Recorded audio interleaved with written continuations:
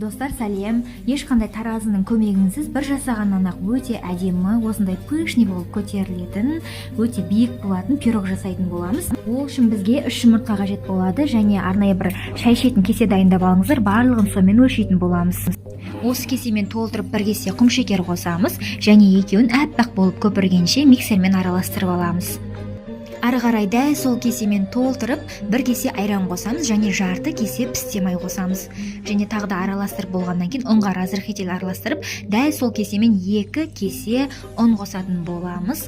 Бізде осындай масса шығуы қажет. Кез келген формаға салып пісіре берсеңіздер болады. Мен 24 сантиметрлік формаға салып пісірдім және бетін әсемдеу үшін мандариндер қойдым және пісте майдан 25 грамм ертіп, осылай бетіне құмшекер септім. Бұлай жасамасаңыздар да болады. Өте әдемі, биік болып көтерілетін дәмді жұмсақ пирог шығады. Жасап көрулеріңізге кеңес беремін. Ас болсын.